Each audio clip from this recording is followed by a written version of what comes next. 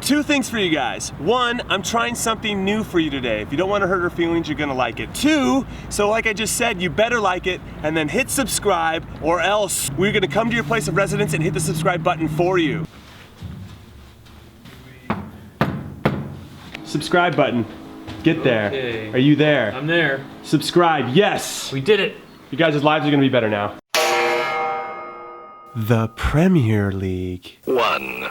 Leicester and Tottenham both secured a huge 3 points this weekend to continue to defy logic as to how the hell it's possible that these are the two clubs at the top of the table with 7 games to go. I mean, how can this league be considered the best in the world if these are the two clubs at the top? That would be like Malaga and Real Sociedad being on top of La Liga, or Udinese and Bologna being on top of Serie A, or Mainz and Werder Bremen. 2. Newcastle finally made me smile this season, and it only took them 30 games after my favorite English club didn't lose to their biggest rival Sunderland for the 7th straight time. We tied, and that's how bad this season has been.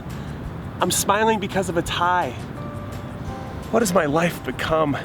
Serie A. Uno. First off, I'll admit, I was a little worried about their psyche after their jaw-dropping loss to Bayern Munich midweek in the Champions League, especially when their player that's out on loan to Bayern, Kingsley Coman, scored a decisive goal. But Italian league leaders Juventus beautifully bounced back to beat their in-city rivals Torino 4-1 in the Turin derby as they look to continue to hold off the sizzling hot Napoli, who won yet again and who still remain only 3 points behind the reigning champions.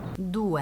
Second, the next 10 teams from 3rd to 13th place all drew or lost except for the mighty Chievo Verona. The former 11th place team jumped 2 spots to 9th. Way to go. La Liga. Uno. Barcelona, who had been on an incredible run by recently winning 12 straight league games and cruising into the Champions League quarterfinals over Arsenal, had a 2-0 halftime lead over Villarreal this weekend, and then things took a turn for the worst when they gave up 2 goals to tie 2-2. Fortunately for them, second place Atletico Madrid lost 2-1 to Sporting Gijon, which is, I can't believe that happened, meaning they still gained a point on their next closest competitor. Unfortunately for them, third place Real Madrid looked great in their 4-0 thrashing of Sevilla and now sit 10 points back with 8 games to go. 2. After the international break on Saturday, April 2nd, circle this on your goddamn calendars because Barcelona hosts Real Madrid for what is going to be another great El Clasico. If Barcelona win, the league is definitely going to be theirs. And if Madrid win, well, this could get interesting. Major League Soccer. 1. It's been a weird start to the season. The Philadelphia Union, who are fond of not qualifying for the playoffs and losing in Open Cup finals, are on top of the Eastern Conference, and I hope they stay there all year. It'd be nice for their fans and organization to have something positive happen to them. 2. The great American goalkeeping bearded hero known as Tim Howard is coming back to the league. He signed with the Colorado Rapids for that Rocky Mountain high from Everton, and he will join the team in May. It'll be nice to have him back. The Turkish Super League. 1.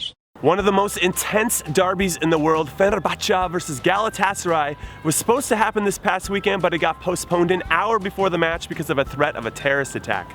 2. Don't even terrorists love the beautiful game? Can't they just let us enjoy this sport and then we can go back to the harsh realities of life once the game is over? Damn, dude. The Bundesliga. 1. Nothing has changed. Bayern Munich is on top, Borussia Dortmund is in 2nd, and then there's everybody else. But a huge shout out to Hertha Berlin for their terrific season thus far, which has found them in 3rd place, 4 points ahead of Schalke for that last Champions League spot. 2. Sometimes getting to the Champions League is the kiss of death. Because then you need a lot of depth in your team to handle both competitions. I mean, look at Wolfsburg this season. They made their own history by making it to the quarterfinals, but they're in 8th in the league with no chance of making the Champions League again next season. So it's cool to make it in the short term, but what's the long-term cost, you know? Is it really gonna attract more players to your club? You get more money to spend? More money, more problems, what I always say. The Eredivisie. 1. Another league where only 2 teams matter, Ajax and PSV, faced off against each other in Eindhoven, and Ajax did the business, scoring early and scoring late to win 2-0 and leapfrogging PSV to go top of the table. 2. Keep your eye on 21-year-old AZ Alkmaar striker Vincent Janssen, who scored his 20th goal of the season this weekend, the best in the league, and who's being called the next Ruud van Nistelrooy, which is high praise, and who just got called into the Dutch national team for the first time ever for their friendlies against France and England. So, I mean, it's only a matter of time before this guy makes a move to a bigger club. Liga MX. 1.